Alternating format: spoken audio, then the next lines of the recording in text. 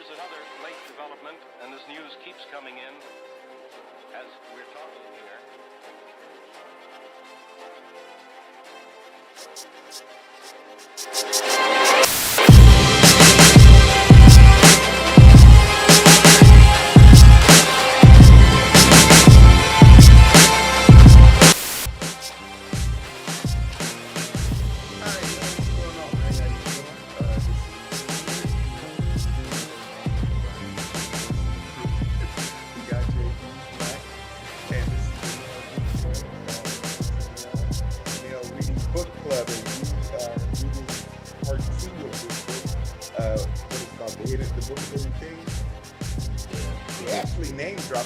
I love when they do that shit. Yeah, no, but that's what I was saying. Like all the clips he had in the books was the hidden thing. Yeah. So, the book that we read is the book of the hidden things that's in the movie in the story. Yeah, it's Art's book that he's putting together. They even realized he had written the book because they was talking to old dude. Yeah, I think we in part 3 actually. Part 3. Well, no, part 2 for the video recording, for the recording week. Oh, yeah. So, because, we did 1 through 20 then. Yeah, we're doing 20 through 37 this time. Yeah. So if y'all following along with us, we're going to be going through 20 through 37. And I don't know about y'all, but at the end of part 1 for us, we were doing some discussion because we didn't know what was going on, but they've made it a lot more clear now. You really have to know these guys' names because if you don't know, if you're just reading this like just to be reading, you don't know their names, you gonna get lost. I'll be checking back in, like, hold on. Okay, he said him. This must be Tony. Yeah, this gotta be Tony. You gotta know everybody's name, including the side characters, because the side characters rest around and say something, and you be thinking, who's telling this? The pastors become a major fixture. Rocky, Elena, Anna, Tony's dad, Art's mom and dad. So we're gonna cover a lot of stuff. Like there was a lot more of this, and I think there was like one chapter here that was like 18 chapters. Yeah. Oh, what does the Dom mean? The Dom, I think the Dom is like the snaps. Look out now. You got the bonnet on. Look out now. Can we? Don't mute yourself. Got the helmet of Christ on right now. The helmet of salvation. Helmet of salvation. Great to see you guys too. Nice to see you. Hello. You know, these are things we normally do. Nah, you know how Chicago get down, nigga. Hey, I started eating street food. The man, you damn near should do that shit like Guy Fieri did. Yeah, I was gonna say, man, are you gonna turn that into something else? Like, say, hey, you know what? I watch your reviews on food shows. Hey, I did that. I did that for a second. I got 2 episodes of Chicago's Best in the cut, man. That shit was but that's WGN. That was WGN. And it was corny. They kept producing me. It was like more energy, a little happier, a little more upbeat. I was, hey guys, hey, but I was fucking with it though because of you went to those black restaurants. I checked some of them out.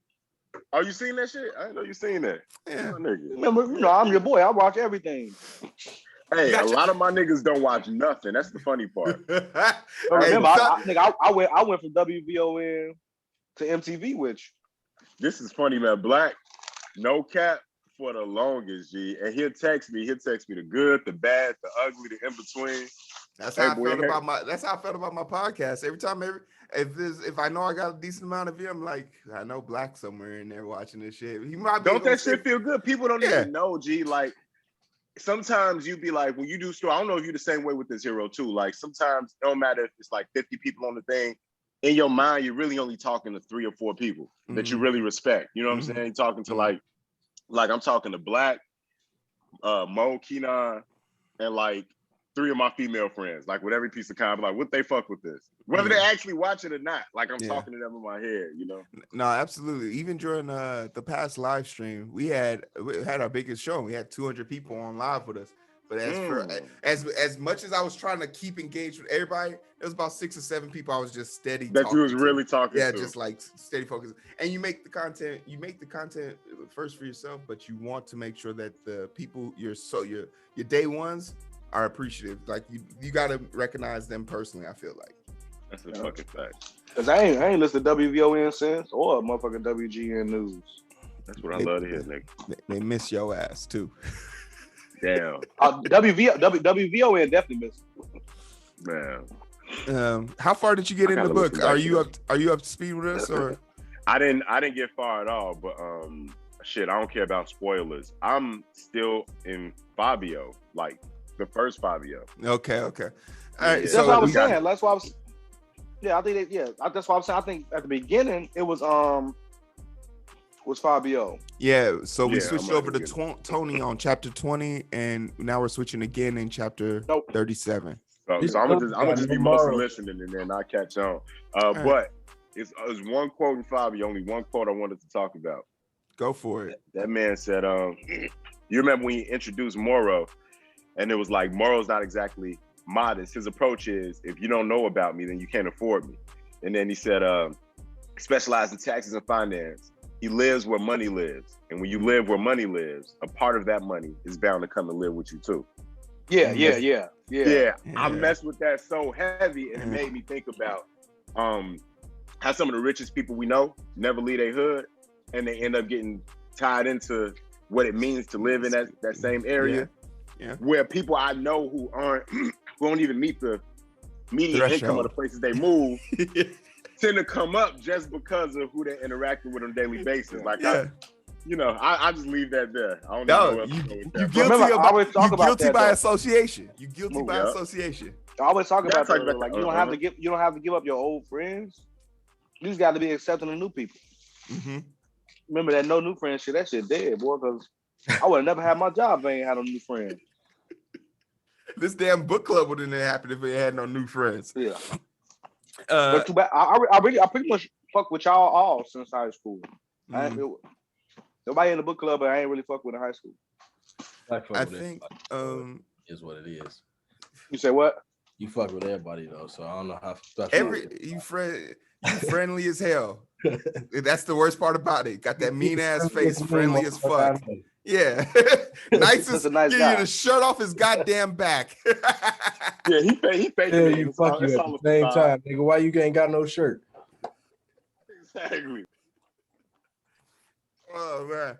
So then let's go start off with 20 where I believe they start off at the bar, right? So we are at the bar with Tony. And just to give people a little background on Tony is the gay surgeon. He's kind of short, stocky dude, but he carries himself like a 2-ton brick. So far, based on he gay now? Tony's been gay, and we talk about that here.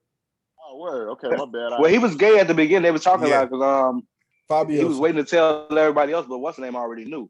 Yeah, Art I knew. didn't get there yet. Okay. That's why I said after I read chapter 24, I'm like, nah, nigga, I ain't shit. Like, that's why Black was so angry. I didn't know that's why he was so angry. They tried to say I was like Art, and Art was kissing on Tony.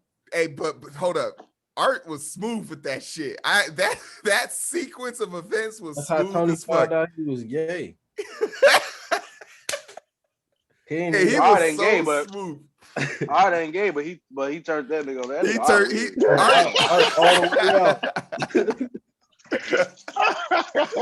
Tony ain't even tell us the rest of what happened. It just went away. It cut to black. It just cut to black.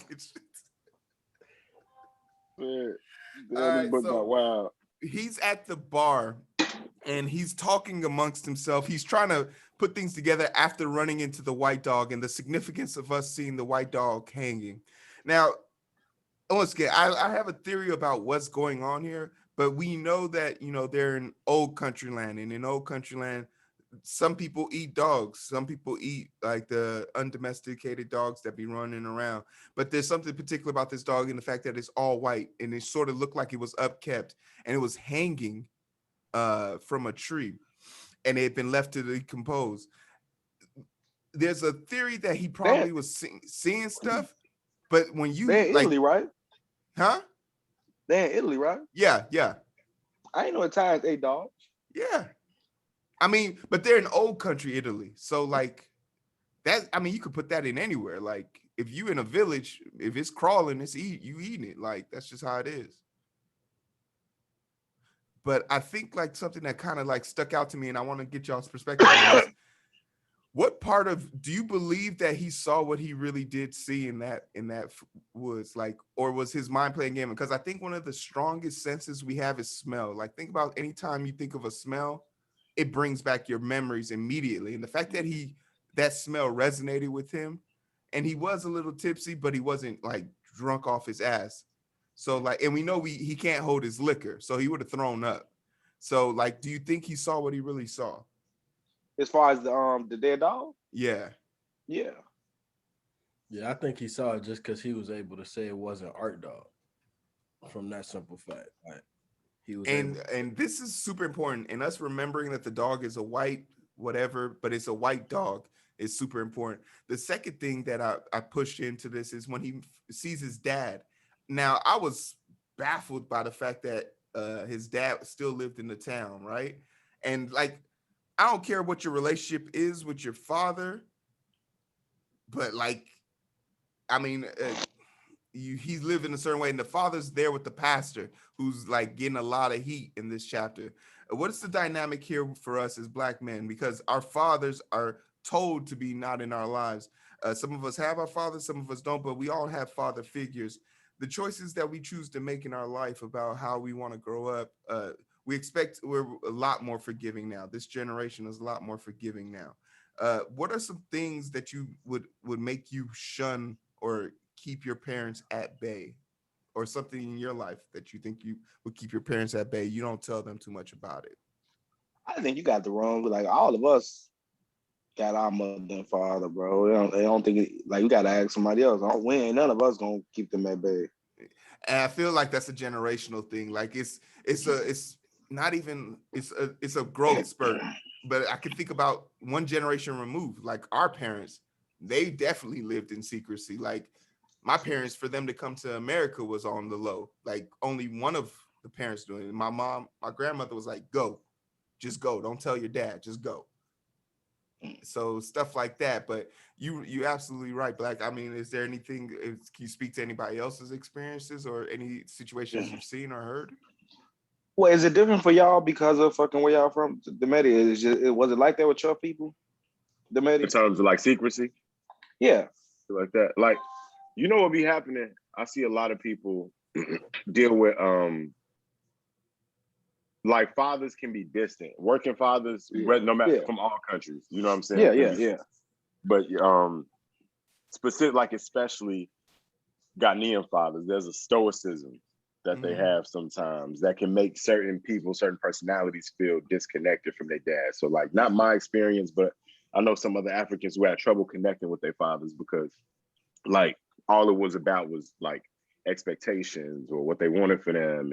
And then if you try to have a conversation, it just kind of falls flat, you know what I'm saying? But like, it's almost like you got to learn how to peep, not to get into the love languages thing, but almost even with our parents, you got to peep how they show love. You know what I'm saying? Like I remember when it was a time in my life where family was going through something. We was living away from my dad for a little while.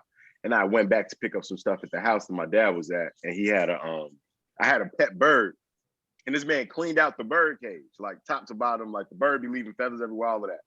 And so he's like, oh yeah, it's over there. Like, you know, go pick up your shit. But when I saw it was cleaned, it was like, damn, he missed the fam. And so I just stuck around. We didn't even talk. I just stuck around. I was like, you mind if I watch TV? So I just sat down and watch TV. You gotta sit down and talk about our feelings, emotions. Like, I'm gonna just see like this little act of service that you did and be like, oh, and I was only like 10, 11 years old at the time. You know what I'm saying? So, you know, I don't even know if that answered the question, but I think like, it does like, though. It does. Effort do we put into understanding the people that we even feel disconnected from, you know what I'm saying? And the way they show love. And I think it's different because for the African Americans here, that because of the culture, you all try to stick as close as possible because that's pretty much all your help you got. Other than, you know, there where everybody is able to be raised and be like, do it on your own type shit. And it's like fucking when you say with all cultures and families, you got the father that's distant. I've been watching this TV show on Netflix called Kim's Convenience, where the father is just not really understanding a lot of shit in Korean dad. So he's really trying to but he's trying to learn. He's not like just blocking everybody out. It's Like like he'll stand on what he first stand generation on. Korean show. Yeah. What, Yeah. Like he'll stand on what he stand on, and then he'll learn later on for somebody else, like one of his buddies or something. Like, no, you was wrong, bro. And then he'd be like, all right, cool, I'm gonna fix that. what y'all was just talking about though, that kind of connected what Heero was saying, like one generation removed, and then that other book we was talking about. Yeah. What is that book? Black Woman, what's called whatever. Oh, the Black Man's Guide to Understand the Black Woman. Understanding the Black woman. I think like Dimitri, what you were saying, like how being distant, how like now in this generation, you got both parents kind of working, we able to balance things out. I know for sure in my household. So like I've been building that relationship with my daughters, opposed to like I'm the only one outside getting it, and then my wife at home with the kids. So like I just kind of seeing as y'all was talking that whole linear thing come together. Yeah. But it's the same as we were talking about the last time too. Like you don't really raise your kids because you stuck on providing for them. Like you tell them what you want, what you need them to do, but because of the time you allotted to them, you're not really actually raising. You give them the basics, and then they go out and do everything else on their own. Like, have you found that you understand that kids don't get it? Yeah, they don't understand like that. it's I was super just about crazy. to say, like, oh, go ahead, Heero.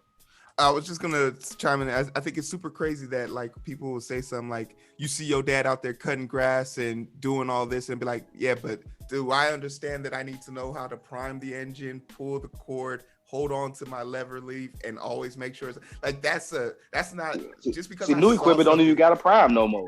So they be like, look, I got push start equipment. Yeah, see, but like I think like we take for granted sometimes. We have to remember, like when you're talking to your child, their brain has only existed for 10 years, and for 5 of those years it was mush. Like they was just like, oh, camels and bright lights, and then all of a sudden everything, oh wait, keys open doors, cars take us to places, and food is stored in the fridge. Like those things don't start money to really... buy all of that shit. Yeah. So y'all had camels, huh? You got jokes. Is this I because feel like I need my stocking cap or something? Y'all niggas out here, boy. Do rag. Hey, yo, is it things that y'all thought like, all right, that you didn't understand You mute yourself. in childhood? Oh, my bad. Understand about your dad in childhood that you came to appreciate in adulthood, like, oh, that's why he moved like that. Like, because a part of me, sometimes when I hear, not saying, you know, trauma has a time limit or how we feel about stuff at a time limit, but after a certain point when you hear some of the things that people hold against their parents and stuff, it's like, after you become an adult, it's like, how are you still holding on to this when you know how hard it is to or you were wrong do whatever your parents did, that they did the best they could. I think or for stepping out of a child's place. That's the like you be like, that wasn't my business in the first place. Like, but for me, for my pops, I understood from the jump. Like, he was just a good dude. Like, I ain't never had like nothing against him too. Like, my pops was just like, he gonna try to take care of everybody's kids. Nah, was your people together?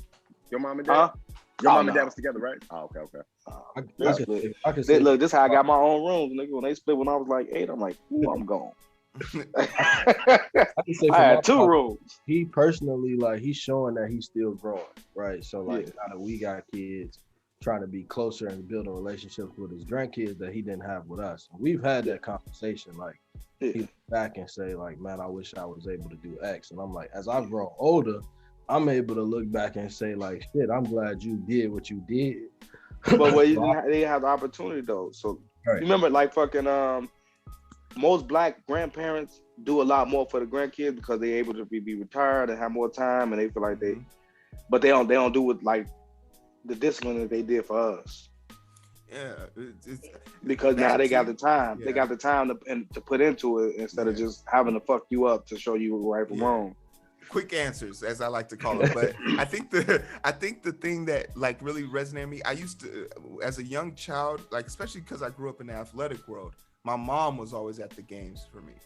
And I used to resent the fact that my dad never showed up. Like, and it was one of those things, like the adage was no black fathers. So I remember one time, it was during That's a great example. It was during our senior game. And, you know, it was when they walk us all out with our parents. and my mom showed up, and everyone had their mom and dad. And I remember when the coaches come to say, "Hey, you want me to walk out with you and your mom?" And I was like, "No, I have a father." And it was a part of me that now looking back, I get what he was trying to do, so it didn't look weird. But then also now thinking back to like, yeah, my dad was working 2 jobs at the psychiatric ward at Northwestern and UIC, like 2 jobs to like, because he didn't know if we was going to go get scholarships to go to college. So he had to make sure there was enough money to send us to school. And he probably didn't even think about that shit either though. He wasn't like, man, look, my kid's going to school regardless. Yeah, he said it don't matter to him if I gotta pay for it, if they got. But in his mind, like I just remember seeing him that night and be like, "Hey, you missed my senior game," and I'm just looking at him as I'm talking to him and explaining to him why I'm angry. He's falling asleep at the table, and it's just right there. It all kind of just hit me, and I was like, My pops. I appreciate you. Thanks. My pops the same man. Because you did have cleats, nigga. If you was an athlete, you'd be running with them size 15s was not cheap. Because he was still at home, he'd be running without shoes. My pops fell asleep at a Bulls game, man. I remember looking over. It was loud as could be. They talking about make some noise. I look over at my pops and he knocked out. Like, that man got to be tired, even if they bro. Yeah. That's how I be, boy. If my daughter ain't up there performing, boy, when I go to a thing, I'm like. Now that's the thing I can't stand, man. I be on uncle duty. And like my sister be as excited for all them little ugly little kids as she is for her own daughter. And I'm like, and she like, yo, you're not paying attention. I'm like, my niece ain't there. Like, well, I don't care about I'm waiting for the flower. I commend your sister for that. Because there's a clear audible drop off from a well-known kid to a lesser known kid, and you don't want them kids like deciphering that. You don't want them to feel that. I want that's the problem. Everybody feels I'm tired of everybody feeling special. Everybody wise man once said, "Fuck them kids, man." Oh man, I was a bull kid. Like, oh, you trash. Get your ass. What? Is mama fucking the coach? Look. Hey, we got to push on with this. So there's this conversation between Tony's dad and the pastor of this town, who's very judgmental, who's very about his religion and how he keeps on par. There's a great parallel to him having a conversation with Art and his mom's funeral, but just how prepared the father seems to be to receive his father. And there's some striking things that we find out about Tony's father in this conversation. One that he well, first off, like he was talking to his daddy, and the pastor kept stepping in, shit. Like it ain't had nothing to do with that nigga. He's like, yeah, get your goofy ass on, boy. I like how Tony mentioning how he was gay and shit, like how immediately, like that like it's not even like, imagine you ain't seen somebody in 10 years and the first thing you do, like within the first paragraph of your conversation, you bring up something you find flawed about them, which is their sexual preference. So I expect that from a certain demographic of people, but the thing I wasn't prepared for was for us to see this powerful individual that he was speaking so highly of show cracks in his armor. And one of the cracks was his lacking memory, the dementia and the Alzheimer's. It caught me off guard because I was reading the book. I was like, I forgot for a second that he just told him why he was in town. And I was like, why is he in town? And I was like, is this my memory fading me? Or is this like, the author's really good at writing in this book. The author's really good at making us feel the weaknesses of the characters. And the one that stuck out to me when this one is, he literally repeated why he was in town. And within seconds, and even though we've been reading this book for 20 chapters and I know why everyone's in town, when he asked, why are you in town again? I stuttered for a second. I was like, why are you in town? But like, shit, we go back in time. That's what I said. I was like, he asked him a few questions that he kind of repeated. So I love this writing style, and I swear I'm going to use this in the comic book because it caught me off guard. How many, like, you guys, how did it look seeing someone that was perceived to be this monstrous person, a Tony, all of a sudden shed all his armor and show his weaknesses? It talks a little bit about seeing your parents in their as they get older, and what that feels like. So can we talk about that? It always worries the child. Always. So at that, because you would think they so great and they're gonna live forever and do all this shit. So now you can be away, but then when you come back and then you see something going wrong, now you feel like you missed out on something. Like, well, That when you happened to drop me at off. home. That happened to me. Yeah. Just as I got home, when I got to O'Hare, I would say, hey, I know it's late. It's 9:00 at night. Let me go home and just say hi to mom before I start up north. And she's like, I get to the door, and the first thing I notice when I open the door is that the lock isn't secure. And I was like, how long has this been like this? And she's like, oh, it's fine. I was like, I can break the door open. She says, but you're you. And I was like, but there could be other people could use anything. And like, instead of me, sitting down there eating, talking with her, she's sitting at the steps as I got the screwdriver and everything out the garage to fix the door. And it just became like, what else in the fucking house is like this? Like, it immediately made my senses go up. So now it's time for you to upgrade that locks to the electronic joints. You know what? And I was thinking about that. That's what I'm doing next week at my house. I'm putting electronic locks on my shit. So I need more research on it because I don't know does it work like a single wave or does it need a verified code or do you have to be on the same Wi-Fi? You can have your code. You can have your phone attached to it. You can put a code into it. You can fucking have a key. Okay, it's 3 ways in. All right. Yeah. But I don't know if you guys have any situations where you seen where you started to realize the mortality of your own parents. Yeah, and it like for me and my pop, it's due to his diet and how he treats himself. Yeah, I so remember the heart attacks and the strokes and shit like that. It's due to his own own self. And then like fucking 2 weeks ago, he like, yeah, you want to bring me some? Now he was like, yeah. I'm like, what, y'all at the crib? Y'all hungry?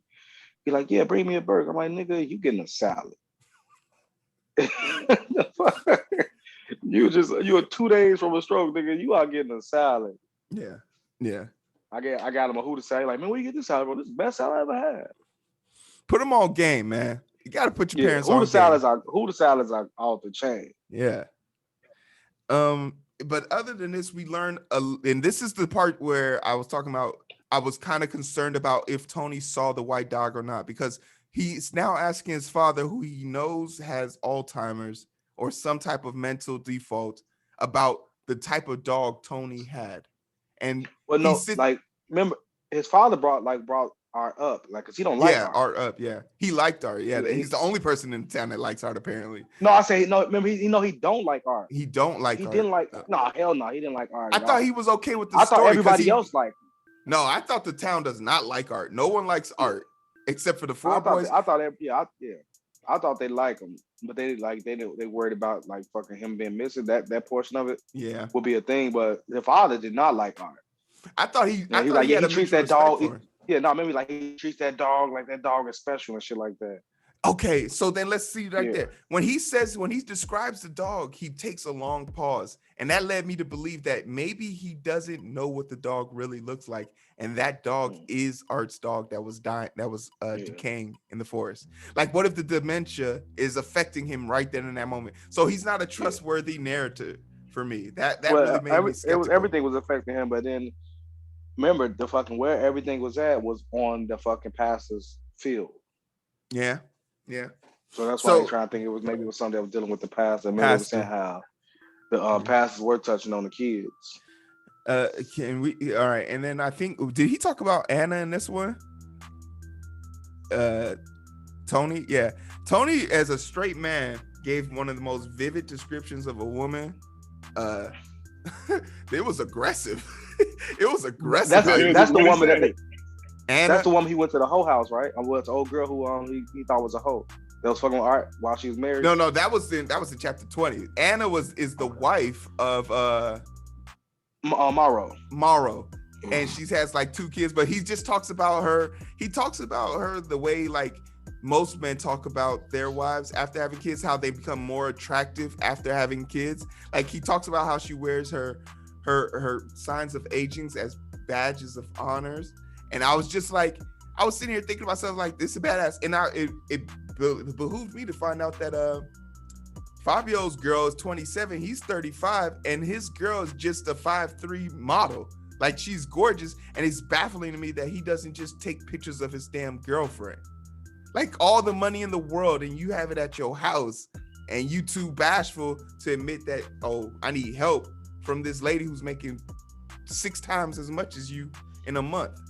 But I think he wanted to take pictures of what's the name's wife, right? Anna? That's what he was saying. Oh yeah, he said he'll take pictures of her right now. Like 2 kids in, no problem. I do it so right he could now. take pictures of the natural life, because he was like, all the other stuff is just extra.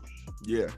So I feel me, my memory's failing me now. If we go back into, they all meet back up to, I guess, after he goes to tell the cops, like he tells the cops, like, hey, we're looking for Art. And the cops basically tell him, 1, it's too soon. And he gives them a bunch of more evidence. And then the cop slightly tells him, look, even if Art was missing for 12 days, we're not at liberty to look for him. And that let him know that was his cousin. That was his cousin. That was his cousin. But remember, he didn't recognize his ass. His cousin was basically telling him on the low, hey, even if Art was missing for 12 goddamn days, we ain't looking for him. And that just was a sign to let him know that this was a gang-related thing. And that's when he told him that we can't deal with him because of what's the name now? What they call him? Capo?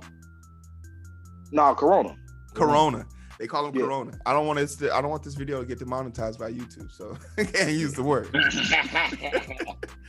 But we're 2 minutes in. JB, tell me, like, they talked about how like the police department was established and to have this big force, and it's one of those situations where there's more cops than there is crime.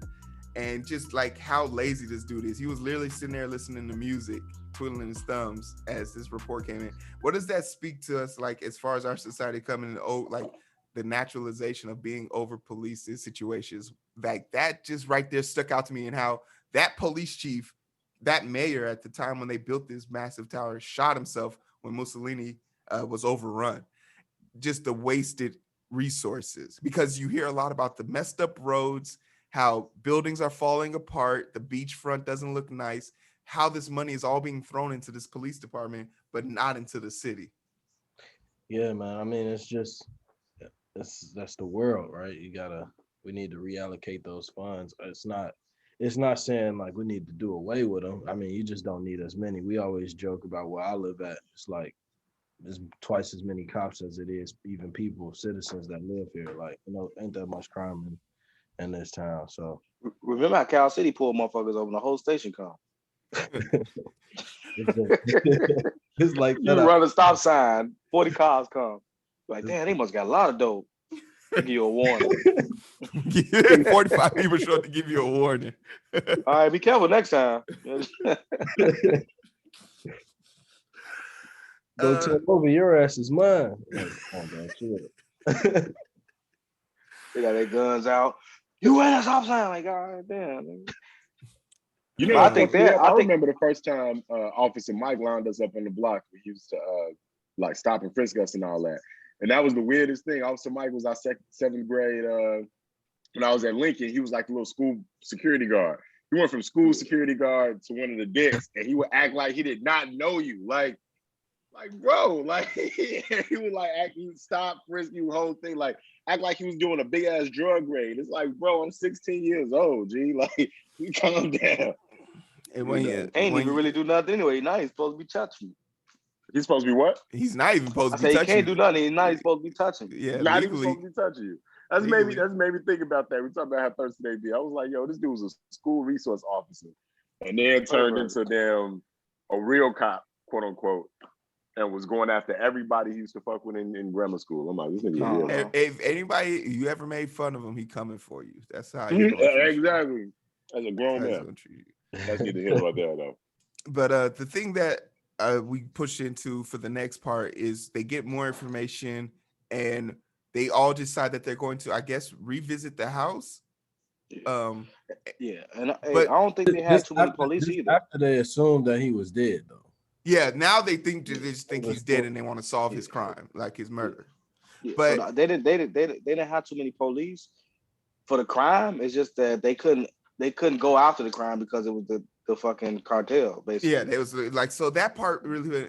But then we find out that Tony's sister is married to somebody in Corona, and of course this part. But I was thinking more like, was it somebody in Corona? Because I didn't pick that up. I just know the mama didn't like him, and then everybody. The mama was like, "I want him dead." Rocky's an enforcer. you could be just based on the way they described him, stocky build, has his hand, he works with his hands, but he has no tools. Like that just let me know he's an enforcer. Like that right there. I was like, damn, okay, that's it. But Just beat He knew a motherfuckers lot. up. He knew a lot. He had to be in on something. yeah, he had to be in on something. And he went to go talk to Rocky, and I love the structure of this because Rocky's being very sideways, and Elena's allowed to sit there and listen to the story. And I thought that was strange that she was sitting there but wasn't saying nothing. But then we later find out she's seen as a man as a pregnant woman. Treat her She like is a seen woman. as They yeah. treat her like a man. That's the highest honor you can get. It's the highest honor you can get. And that shit just blew me away. But when he makes a suggestion and he talks about healing the king's daughter, Yeah. because you're not allowed to know anybody's name, and this runs true. That's why I say he John Coffey. You know what, Black, and I'm almost ready to agree with you, but I think it's the weed. I think the weed is what he's using to heal people. No, not at you on your deathbed. Weed ain't about to save you that bad. Like nigga, you got a month to live. You smoke a blunt, and now you like, oh man, nah, that shit. It was that simple. Or maybe he's growing, or okay, but we also, and we'll investigate the house later. But we know that like he has some weed that can make a straight man gay, and he has some shit that What straight man was gay? I mean, what straight man he made gay? Tony was gay. Tony didn't. Tony swore he was straight. Tony swore he was straight. He took two hits of that shit. Tony yeah. took 2 hits of them shits, and he was out here sucking dick. He was like, out here sucking how you know dick. you straight? You ain't never had no girlfriend. I mean, okay, are we gonna have a big boy conversation about this, or are we gonna laugh at this? Yeah, I can pose a question. Black, you want me to pose a question? I prefer to do both. Okay, all right. I'll do it. I'm confident in myself. I'll do this. No, I'm saying we can laugh at it and have a real conversation. He posed a great question. If you were blindfolded and there was a dude in the room and there was a girl in the room and you was getting a hand job, you didn't know from who. But that was the thing. Like, why? Like for me, I'm like, nigga, why would I be blindfolded with the dude in the room? Why would I be blindfolded? Now you gotta accept that off back. Like, I'm like, no, nigga, I'm not putting a blindfold on. Like, 'cause somebody gonna die. Everybody died. Okay, see, Black don't want to have a serious conversation about this. That's a serious conversation, nigga. I'm not putting a blindfold on, bro. I'm not doing it with people. That shit weird. I ain't no motherfucker. You told me you want me to get gimped up. I heard like, too many stories you say. Yeah, like I got some type of weird ass fetish.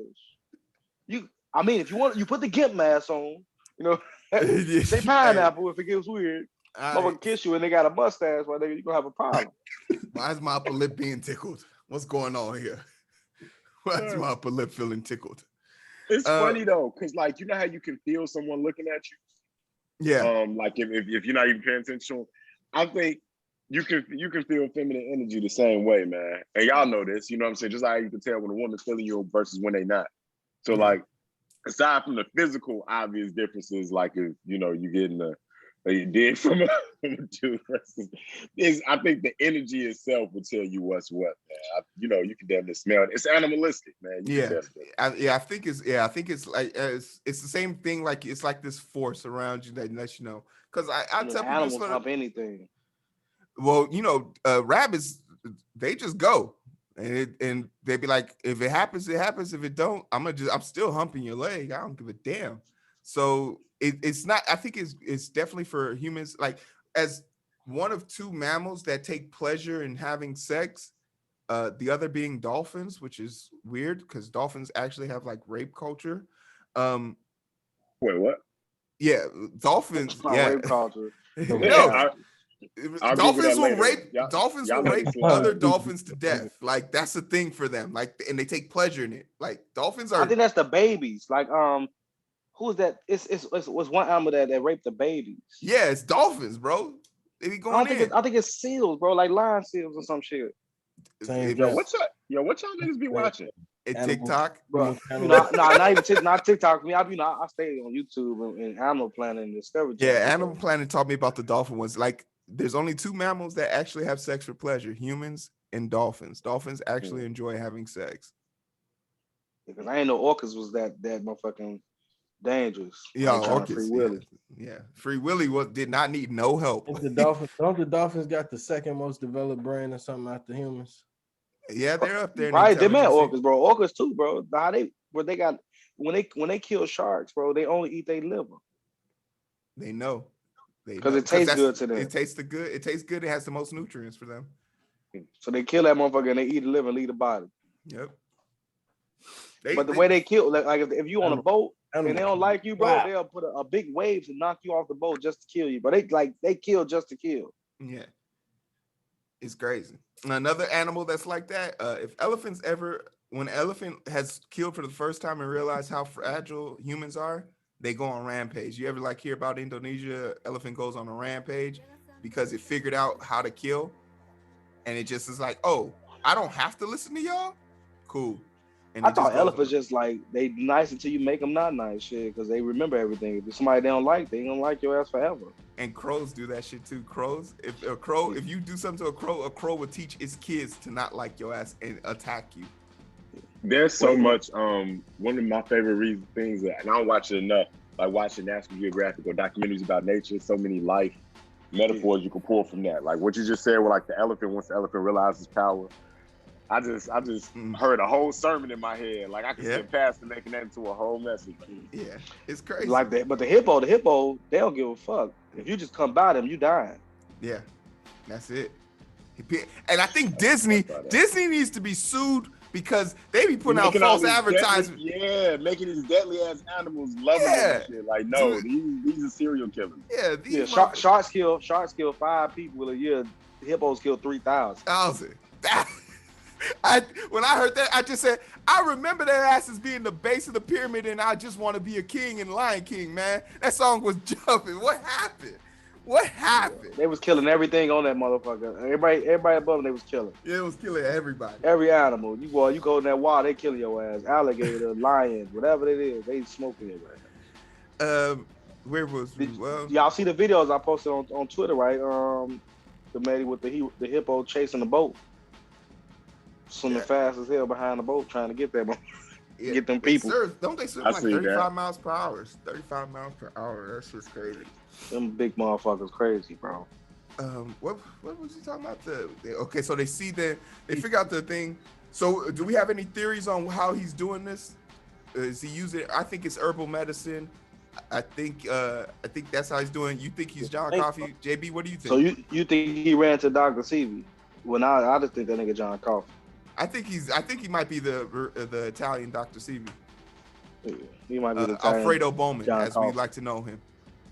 Nah, his ass got powers, bro. Yeah, that's John Coffey. Well, the aliens gave him some. He got powers. Looking at them stars. You think he's an alien? He was gone for 7 days and he was clean when he got back. He also told them not to bother him no more for no more favors. His ass got power. But didn't because he wanted to be left alone.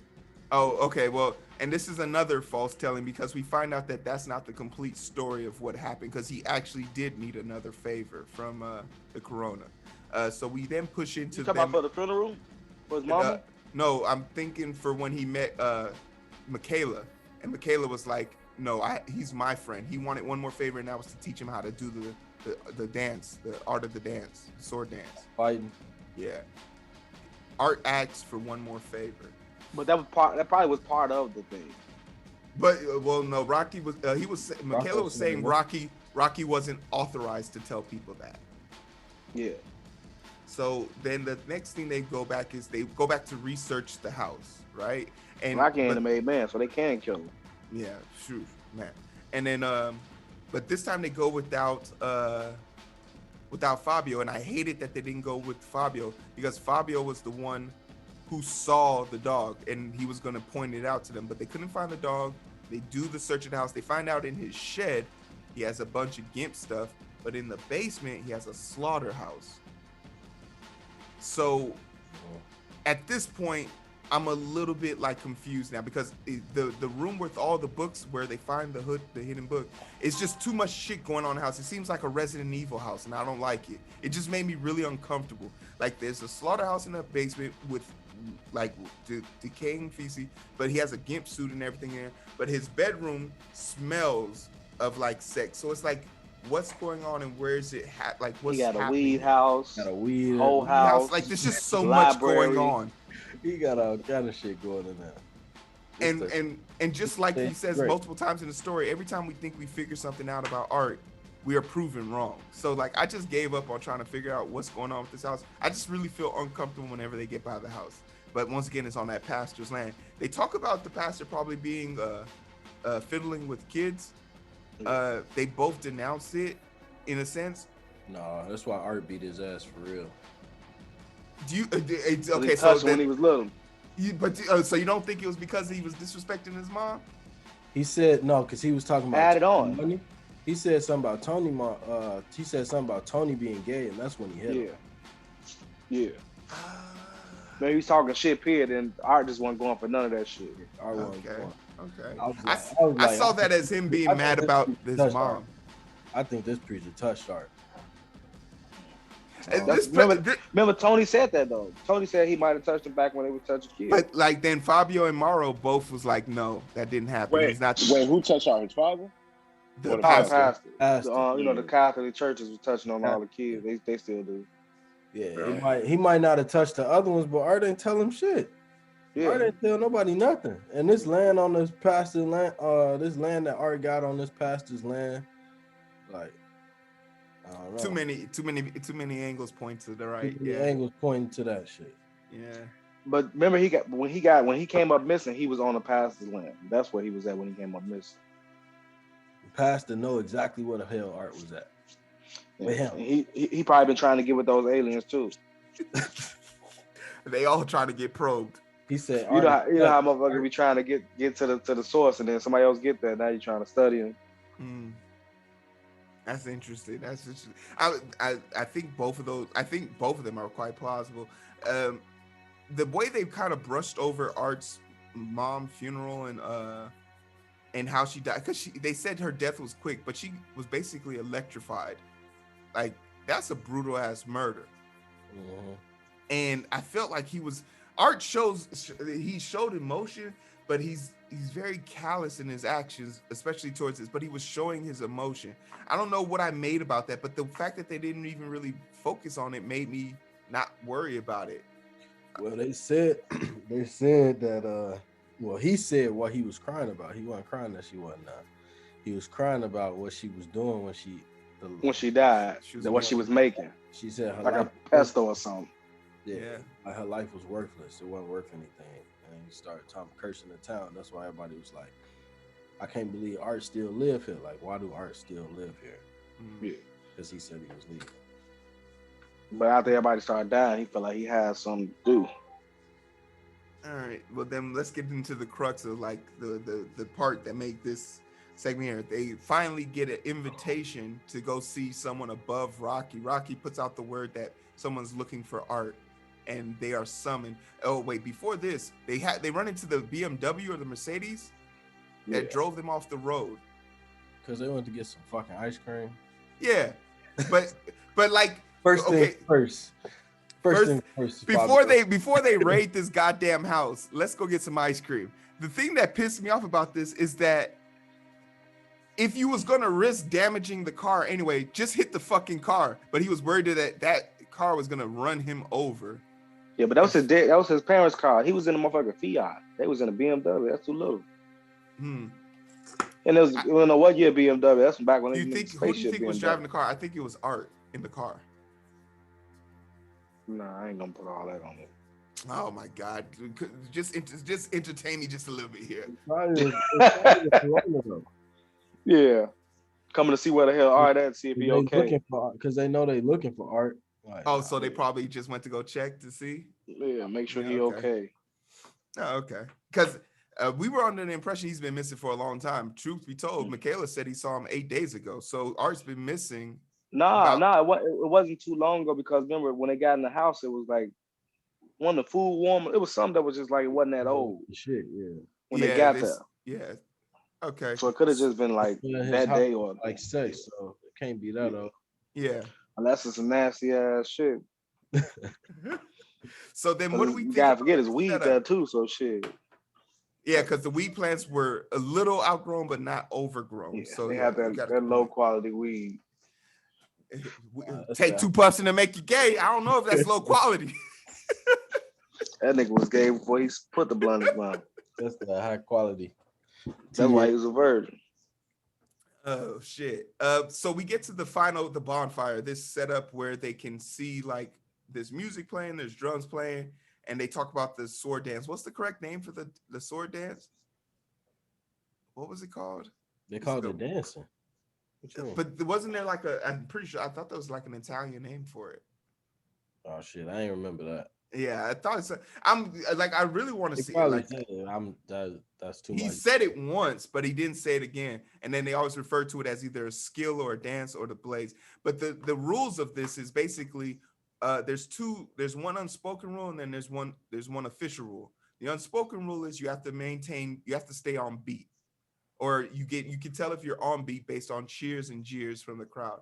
And the second rule is you call out your order of blood. And basically that's saying who will win based on who draws X amount of blood. So if you say it's between 1 and 3, if you say 1, first person to draw blood wins, that's once. If you say 3, first person to draw blood 3 times, making it a back and forth competition, shows 3.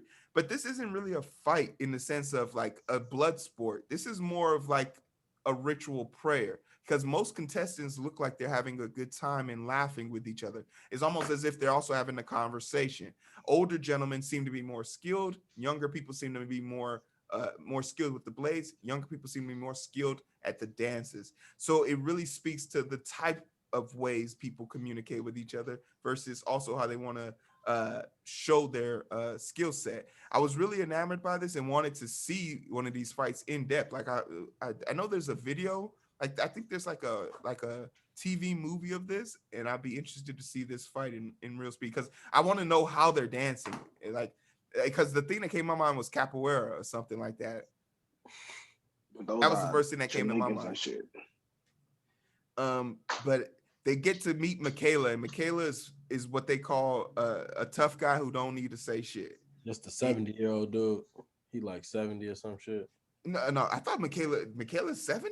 Well, he's older. I don't think he's 70. I don't think he's 70. Okay, matter of fact, yeah, he could be 70. But he was fighting against Art. Art's 35. Like, but you know, when you got a skill, you got a skill. Yeah.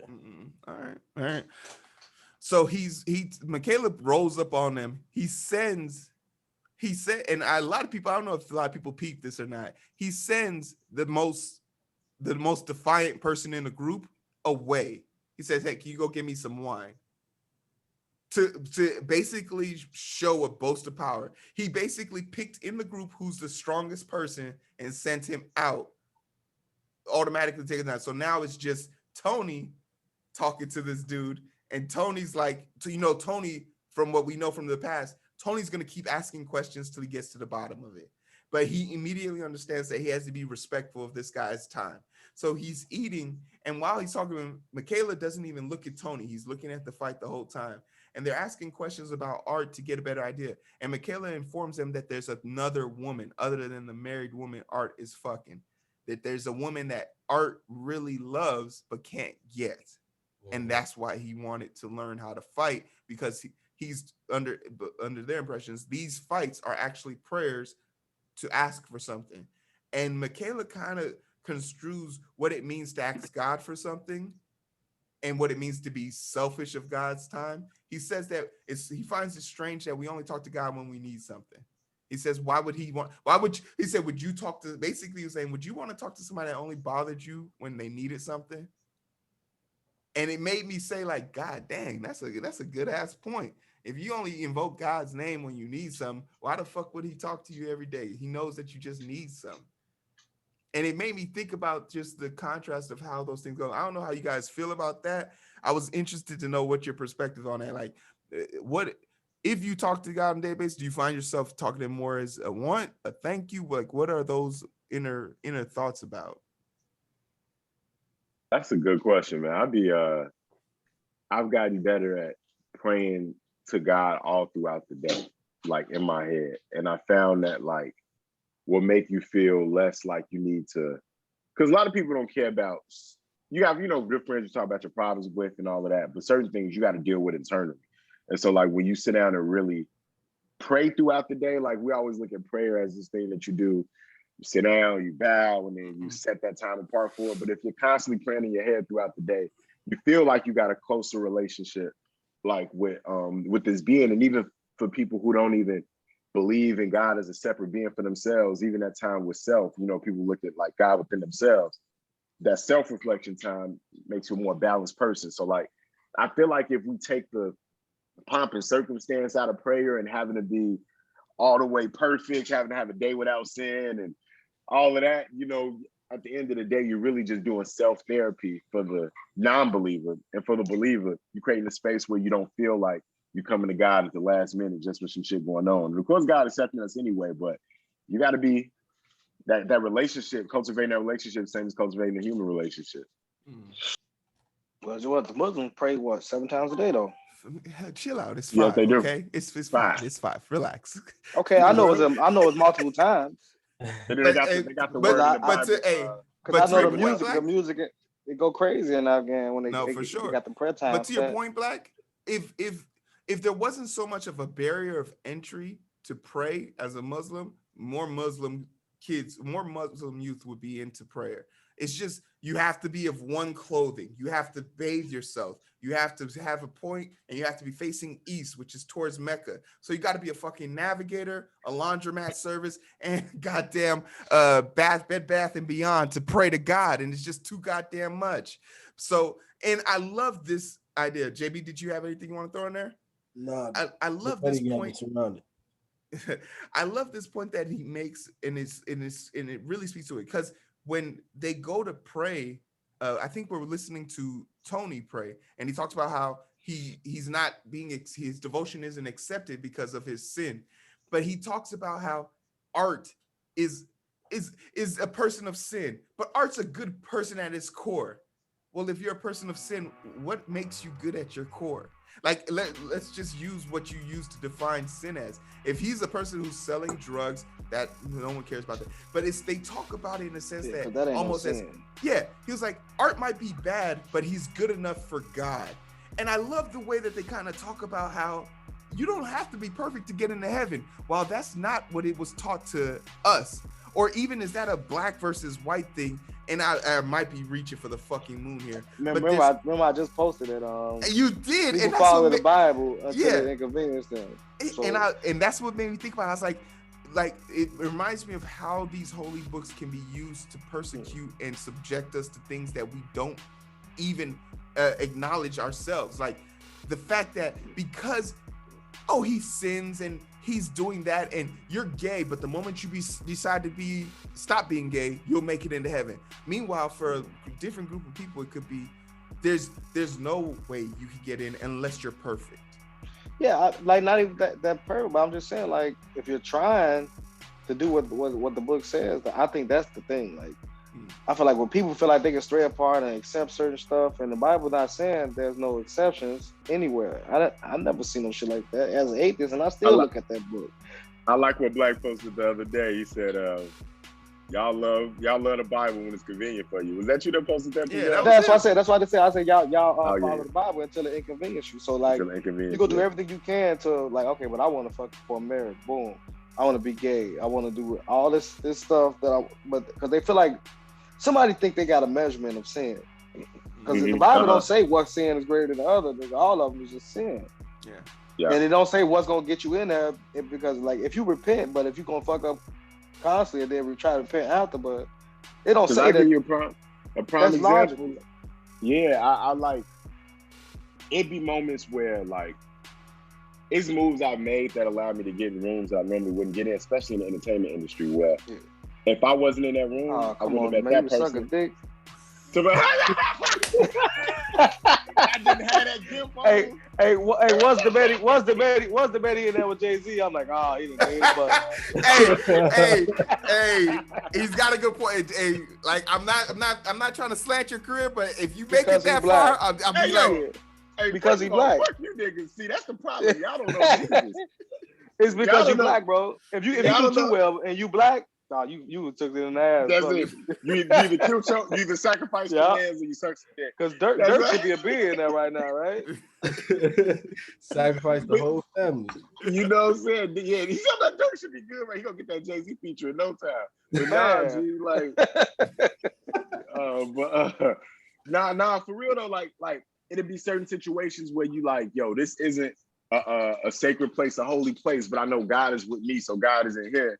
And then I be in a situation I'm not supposed to be in, but I meet somebody up at that spot. You know what I'm saying? Where niggas over here doing all type of drugs, motherfucker over there cheating on his wife, but then there's this exec who's been looking for a host for a show over here.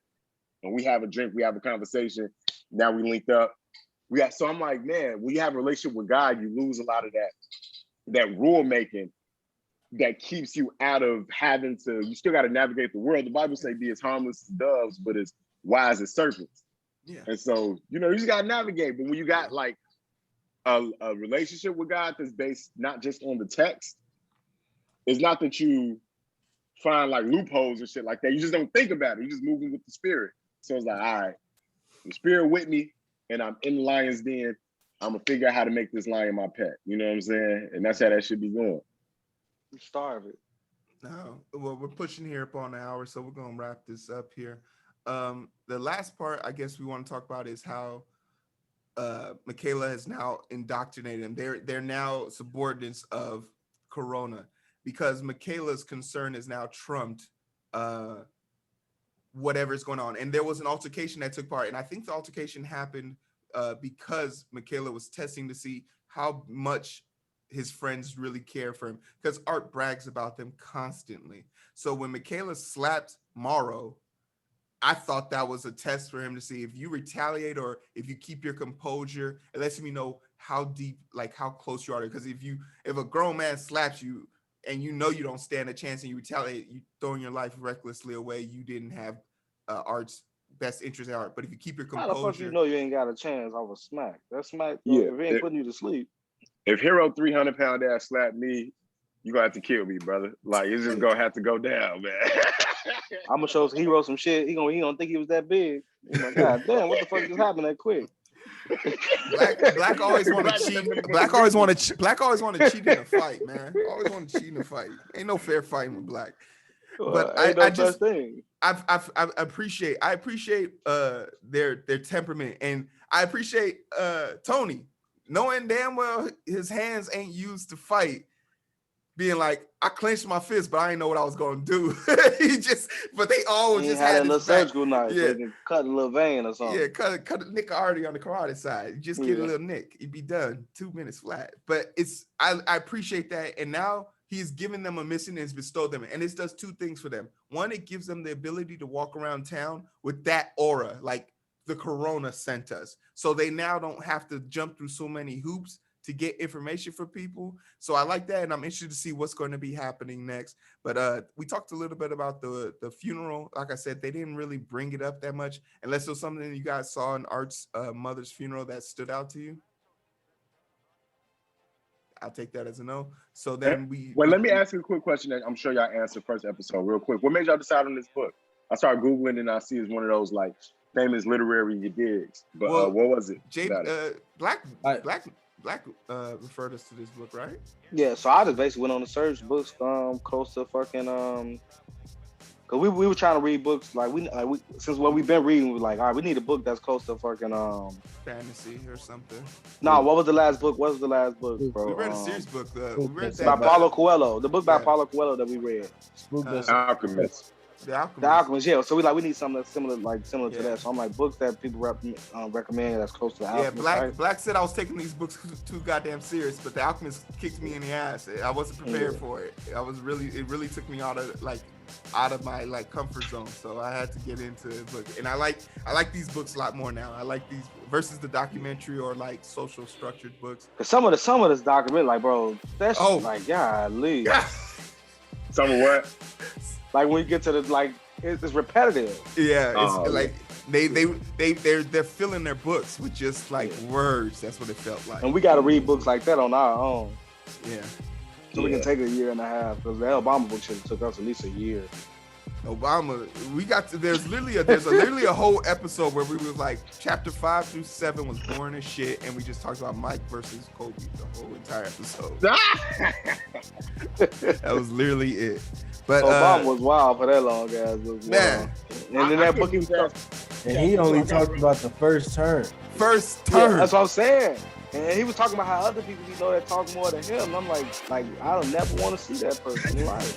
Yeah, he kept calling other people long-winded. Like, bro, You ask a motherfucker like that how to get around I'm the listening to corner. your ass on 2 times speed and still not finishing chapters within 30 minutes. Get the fuck out of here.